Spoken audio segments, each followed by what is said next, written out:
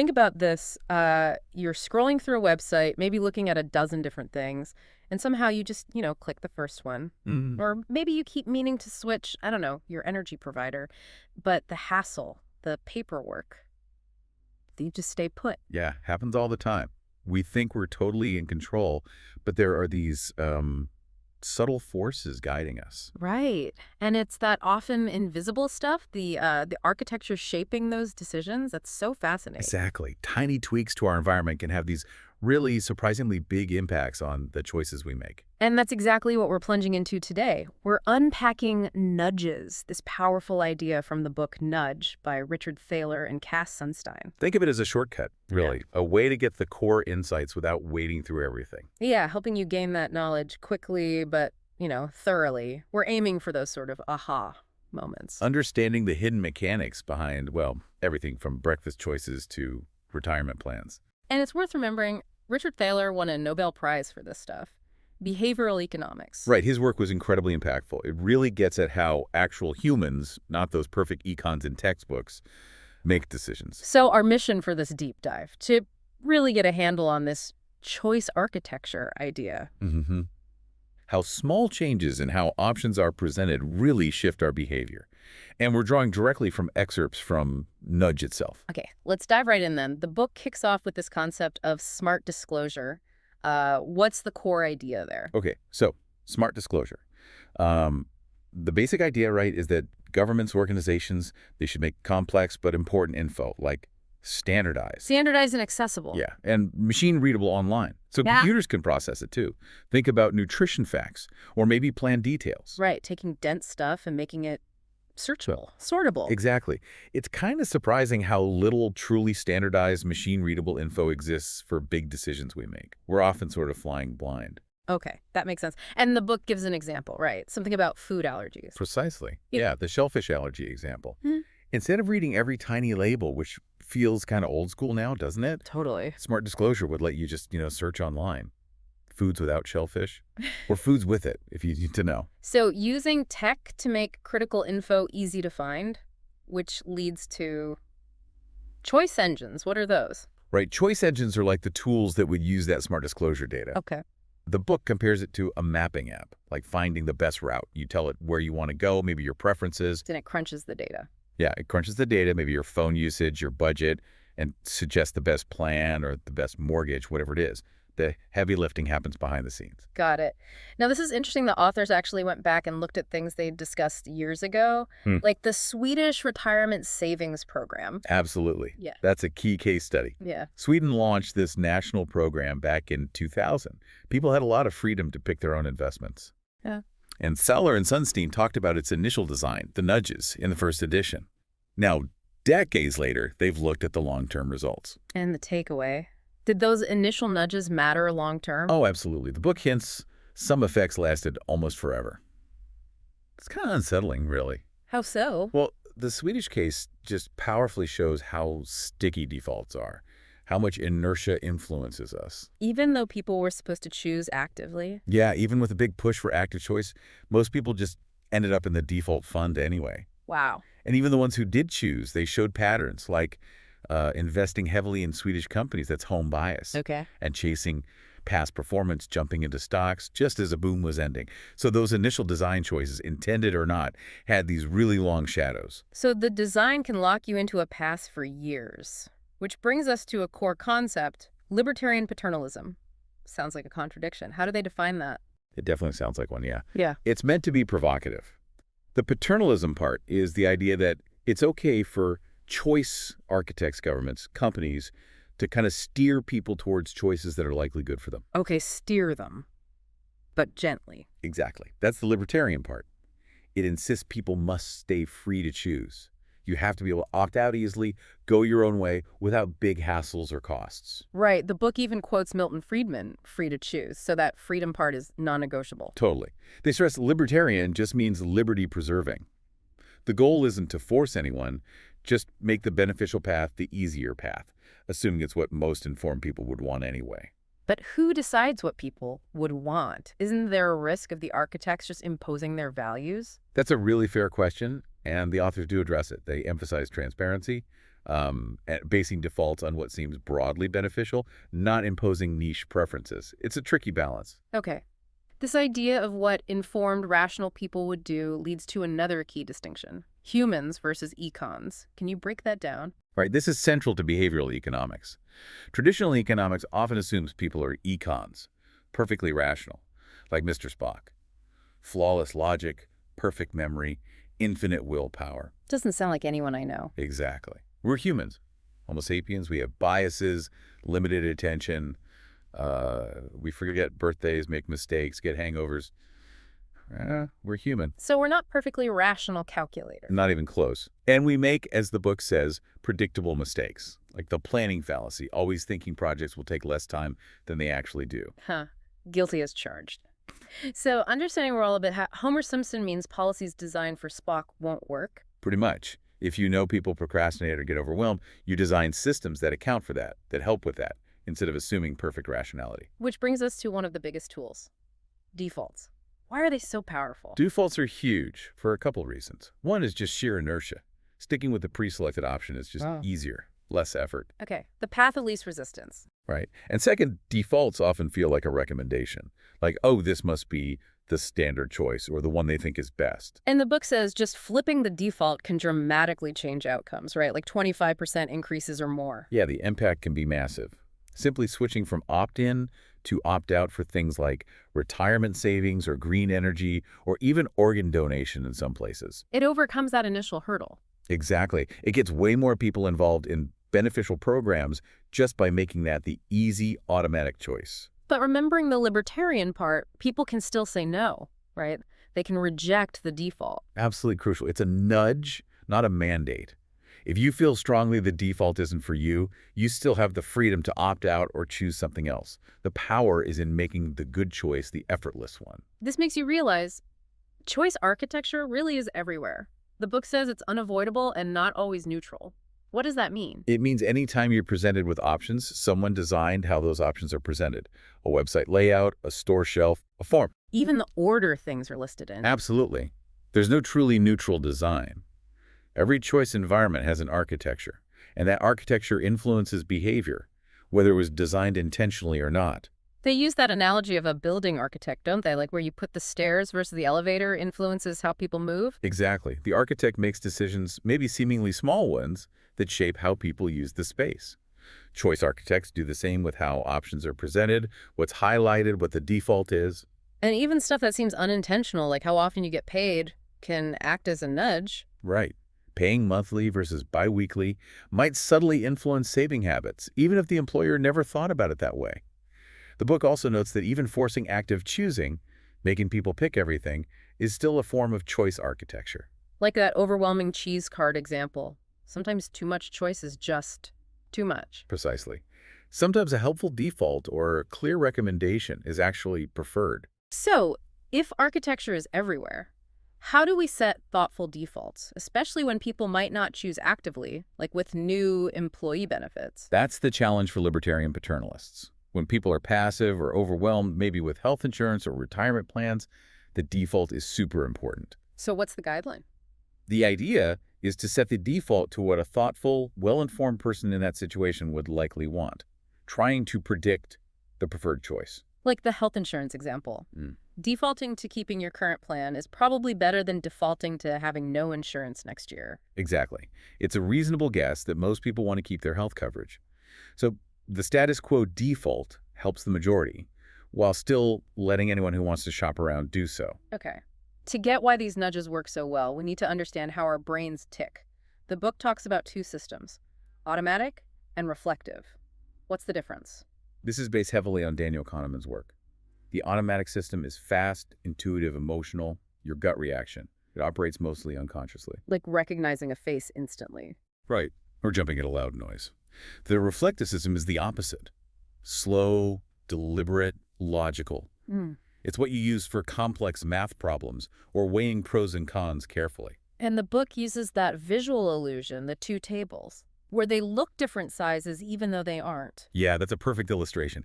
Even when your reflective system knows they're the same size, your automatic system, your gut, still sees them differently. So even smart people get fooled by their intuition sometimes. All the time. We often rely on the quick, automatic gut feeling instead of engaging the slower, more effortful, reflective thought. Think Spock versus Homer Simpson again. Spock being all reflective, Homer all automatic. Pretty much. And they mentioned the cognitive reflection test, simple-sounding logic problems that trip up even bright students because their intuition gives a fast, wrong answer. Right, if they just stopped to think reflectively for a second. They get it right. It shows how much we lean on that automatic system, which is why nudges tapping into it are so effective. Another big psychological factor is loss aversion. What's that about? Loss aversion is super powerful. Basically, we feel the pain of a loss about twice as strongly as we feel the pleasure of an equivalent gain. So losing $10 hurts more than gaining $10 feels good. Exactly. Significantly more. They talk about that coffee mug experiment. Oh, yeah, where people who got a mug wanted way more money to sell it than people without a mug were willing to pay for one. Right. Once it's ours, we hate the thought of losing it. This really matters for framing choices. How so? Well, framing something in terms of losses avoided might be more motivating. Like, you'll lose $350 a year if you don't insulate. Might work better than you'll save $350 if you do. Makes sense. We're more driven to avoid the pain, and related to this is status quo bias, right? Just sticking with what we've got. Yes, that's our natural tendency to prefer things as they are. Change feels like effort, maybe even potential loss. Inertia locks us in. Sunstein shares that story about his own magazine subscriptions, right? Just kept renewing automatically because canceling felt like too much hassle. Yeah, very relatable example. Many of us have those zombie subscriptions. It connects back to the Swedish retirement thing, too. People largely stuck with their initial fund choices for years. Inertia. Okay, shifting gears a bit. The book talks about social influence as another powerful nudge. How do others affect our choices? Hugely. We're social creatures. We constantly look to others for cues about what's normal, what's good, what to do, often without even realizing it. Like that music download experiment, seeing what others downloaded influenced what you chose. Exactly. If lots of people seem to like something, we assume it's probably good. It's kind of social proof. The book also had those weird examples, the Seattle windshield pitting thing, and mass psychogenic reactions. Yeah, examples of how beliefs or even physical symptoms can spread through a group, like social contagion, unintentional nudging. And advertisers obviously know this. Most people prefer. Join the million switching to. Oh, absolutely. They constantly signal social norms.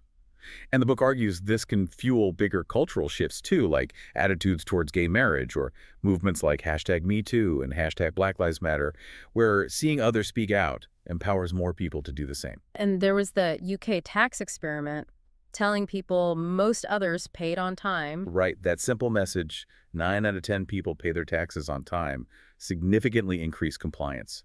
It tapped into that desire to conform to the norm, to do what others are doing. So with all these nudges, when are they most needed or appropriate? Is there a rule of thumb? The book suggests a kind of golden rule. Offer nudges where they're most likely to help and least likely to harm. Okay, and where is that usually? Typically, it's for decisions that are difficult, infrequent, where feedback is delayed, or where we lack expertise. Think complex financial choices, healthcare decisions, things with long-term consequences that are hard to grasp now. Right. Situations where our automatic system might lead us astray, or where the reflective system gets overwhelmed. Exactly. That's where a gentle steer can be really beneficial.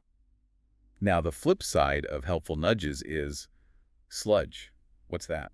Sludge is basically the opposite of a good nudge. It's friction, hassle, unnecessary complexity, designed to make it harder for you to do something you want to do or access something you're entitled to. So, like those nightmare unsubscribe processes. That's a classic example. Or mountains of paperwork to get benefits you qualify for. Confusing websites. Anything that creates pointless barriers and frustration. I've seen #sludge on Twitter. It's definitely a thing people recognize. And sometimes even well-meaning rules, like for program integrity, can create sludge by accident. Exactly. Trying to prevent fraud is important, but if the process becomes so burdensome that eligible people give up, you've created sludge. It's an unintended consequence. Let's dig into some sludge examples, the unsubscribe trap you mentioned. Right, like that London newspaper example where canceling involved phone calls, specific hours, maybe even sending a letter. They make it painful to leave. What about automatic renewals? Convenient sometimes, but sludgy others. Yeah, it depends. For utilities, maybe fine. But for, say, an annual subscription where there's no clear reminder and canceling is hard, that feels like sludge, relying on you forgetting or not bothering. And mail-in rebates, are they sludge? I forget those all the time. The book argues they often are. It's a way to advertise a low price, knowing many people won't actually do the work to claim the rebate, so you end up paying more. It exploits inertia and forgetfulness. Now, we see warnings everywhere, but the book talks about optimism bias, making warnings less effective. Right. We tend to think bad things happen to other people. I won't get into debt. I'll definitely mail that rebate. So general warnings often don't stick because we underestimate our own risk. They even tried to make people less optimistic about mailing rebates, and it didn't work. Didn't work at all. The lesson is, just telling people something is risky often isn't enough. More direct interventions are usually needed. Okay. What about shrouded attributes? Sounds sneaky. It often is. Shrouded attributes are costs or features hidden from view until later, like the real cost of printer ink compared to the cheap printer itself. Or those hotel resort fees that pop up at the end. Exactly. And the book makes the point that competition doesn't always fix this. A company might lure you with a low headline price and make money on hidden fees later. Like free checking, that isn't really free. But then they contrast this with Netflix's travel policy, trusting employees instead of sludgy rules. Yeah, Netflix's rule is basically spend company money like it's your own. They trust employees, believing the freedom and efficiency gains outweigh the odd instance of overspending. Less sludge, more empowerment. Sludge also crops up in really important places, like college admissions or getting government help. Definitely. Complex applications, especially for low-income students, can be huge barriers. Same for accessing government benefits. The paperwork can be overwhelming, effectively blocking people who need help. The U.S. government paperwork burden alone is massive. And online sludge, too, like those cookie consent banners. Oh, yeah. They're often designed so the default is maximum tracking, and opting out requires navigating a deliberately confusing maze. That's sludge designed to get your data. And taxes. Definitely feels sludgy for many, but there's a potential fix, like Sweden's system. Right. The complexity of tax codes creates sludge. The book proposes the IRS could send pre-filled returns, like Sweden does. For most people, this would slash the time, effort, and potential errors, a huge sludge reduction. Okay, let's shift to retirement savings again. We mentioned the move to plans like 401k, where individuals are more responsible. Right, defined contribution plans. But inertia is a killer here. People know they should save, but often just don't get around to signing up, even with employer matching. And the big nudge solution is automatic enrollment. Absolutely. Makes saving the default, participation rates skyrocket when you do that. People can still opt out, but it flips the inertia. But the defaults themselves matter, right? Not just enrolling people, but how they're enrolled. Crucial point. Early auto-enrollment plans often used really low default savings rates, like 3%, and super conservative investments. That wasn't ideal long-term. You need thoughtful defaults. Which leads to the Save More Tomorrow plan, or SMART. How does that work? It sounds clever. It is clever. It tackles procrastination and loss aversion head-on. You commit now to increase your savings rate later, whenever you get a pay raise. So the extra saving comes out of the raise, doesn't feel like a cut from your current paycheck. Exactly. It bypasses loss aversion.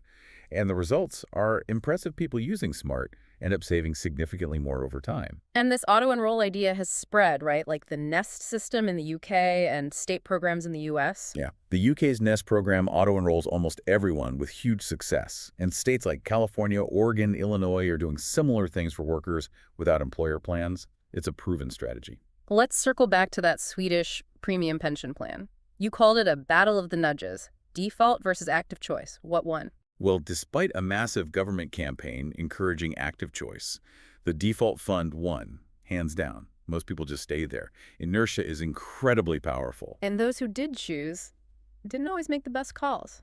Home bias, chasing trends. Exactly. They tilted heavily towards Swedish stocks and piled into equities right before a downturn.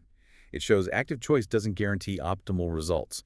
Advertising, even celebrity endorsements, swayed choices more than solid info did. Wow. And even a big fund scandal didn't make many people switch. Nope. Inertia kept them put. The big lessons from Sweden are inertia rules, even when choice is encouraged, and those initial design features are incredibly sticky. Okay, let's talk credit cards and mortgages. The book distinguishes between choosing them and using them. Right. For mortgages, the choice is critical. Smart disclosure, clear, standard info like APR is key to avoiding hidden fees. The book also notes worrying disparities based on race and neighborhood, highlighting the need for transparency and shopping around. And for credit cards, it's more about usage. Yeah. Understanding fees, interest, the The danger of missed payments. AutoPay is a great nudge here to avoid late fees, and services like Tally can help manage debt by finding lower rates using tech as a nudge. So tech can help automate better financial habits. Definitely. Taking some of the complexity and temptation out of the equation. Insurance is another tricky area. Complex choices, hard to grasp risks. Yeah, insurance is tough for humans. Dense contracts, fine print. The book suggests using a mental on-my-own account for small risks, like skipping extended warranties. And health insurance. So many options. Deductibles, copays. It's bewildering. The book highlights studies showing people often pick low-deductible plans that actually cost them more overall than higher-deductible plans, especially if paired with an HSA, a health savings account. HSAs can save money if used right. Often, yes. And the book mentions behavioral hazard, too, people skipping needed medication because of cost, even if it hurts their health long-term.